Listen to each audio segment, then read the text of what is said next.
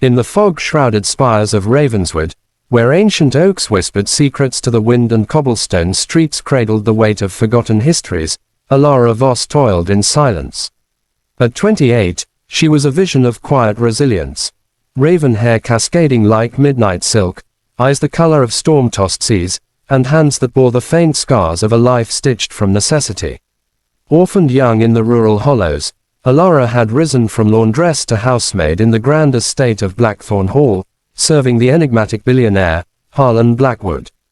His fortune, forged in the fires of tech innovation, cast long shadows, his temper, a tempest that could shatter glass with a glance. Harlan was a titan of 70, his frame gaunt as a winter branch, silver hair slicked like polished steel, and eyes that pierced like daggers honed on betrayal. Blackthorne Hall was his fortress, a labyrinth of marble and mahogany where Alara dusted crystal decanters and polished silver that gleamed like lies. She moved through its halls unseen, her presence a gentle current amid the storm of Harlan's isolation. Widowed twice, childless by choice or curse, he guarded his empire with feral intensity, seeing shadows in every corner.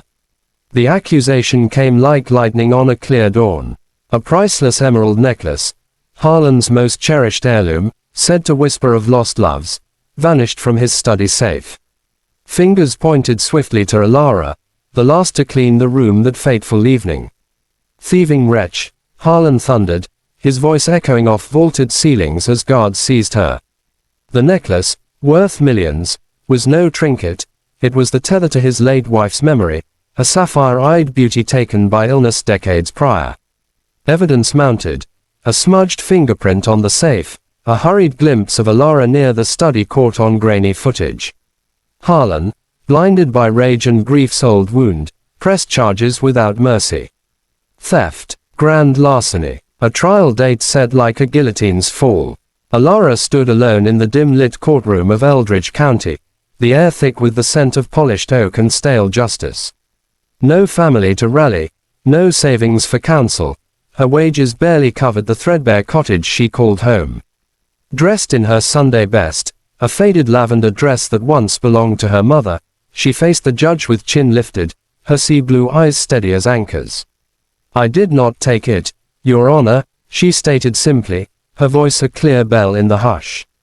The prosecutor, a sharp-suited fox named Mr.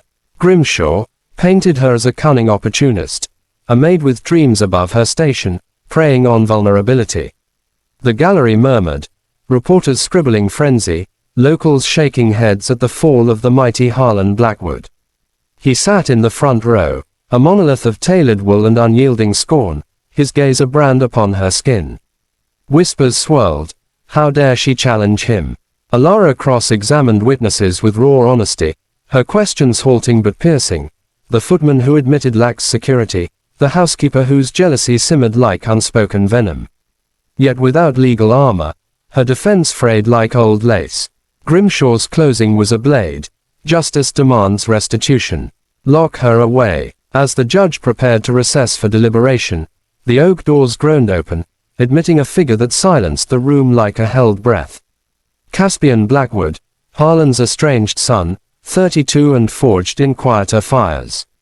Tall and lean, with Harlan's steel-gray eyes softened by waves of chestnut hair and a jaw shadowed by thoughtful stubble, Caspian was the ghost of Blackthorne's past, a prodigal who had fled the estate's chill 5 years prior, chasing art and anonymity in distant galleries.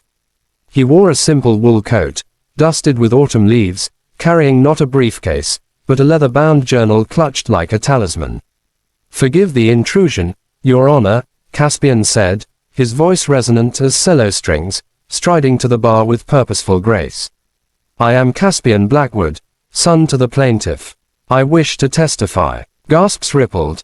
Harlan's face drained to ash, his fists clenching like roots in storm soil. The judge, intrigued, granted leave. Alara watched, heart pounding, a stranger's mercy in a sea of judgment. Caspian took the stand, his gaze locking not on the prosecutor, but on Alara, a flicker of recognition dawning in her eyes. He had seen her, truly seen her, in stolen moments at Blackthorne, the way she hummed folk melodies while folding linens, her fingers tracing patterns in dust like secret scripts. "Father," he began, turning to Harlan with a tenderness laced in steel, "you accuse this woman of theft, but the true thief is memory itself." The courtroom leaned in, breaths suspended. He opened the journal, pages yellowed with age, filled with sketches and scrawled notes, his mother's hand, preserved. This necklace, it wasn't just hers. It was Mother's promise to me, a boy who dreamed of colors beyond these walls. His voice cracked, a fracture in the facade. "I know its hiding place because I hid it myself, years ago, in a fit of childish rebellion. To spite you, Father, for locking away her warmth after she died. I meant to return it, but exile took me far." Murmurs erupted. Grimshaw objected furiously, but Caspian pressed on, revealing a hidden compartment in the study wall, a boy's secret, lined with faded drawings of family holes. Alara Voss is innocent. Her fingerprint, from dusting the frame days prior. The footage, a shadow play of wind through curtains. He produced photos from his coat, timestamps irrefutable, angles revealing the safe undisturbed till dawn. "I came back last night, Father. Slipped in like a thief to atone. The necklace is safe, in my keeping, until you face what we've both lost."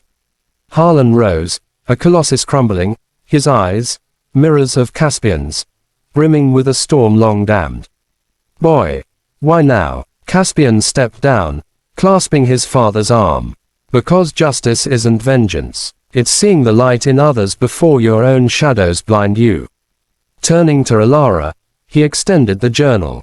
"And you, Miss Voss, your songs in the halls, they were the color I missed most." The judge cleared the charges with swift exoneration, the gavel a benediction. Reporters surged, but Alara slipped free, her lavender hem trailing like hope's whisper. Outside, under a sky bruised with twilight, Caspian found her by the courthouse fountain, its waters murmuring forgiveness. "Thank you," she breathed, tears carving silver paths. He smiled, rueful. "No, thank you, for reminding me home isn't walls, it's the hearts within." Harlan watched from afar, a silhouette humbled, the prodigal's return a balm to his barren throne. Blackthorne Hall transformed. Alara rose not to maid, but curator of its hidden arts, her touch breathing life into dusty canvases. Caspian stayed, bridging father and son with sketches of mended bonds. And in quiet evenings, by the study's hearth, the necklace gleamed once more, not as relic, but renewal, a thread woven through accusation, revelation, and the unyielding power of truth unveiled.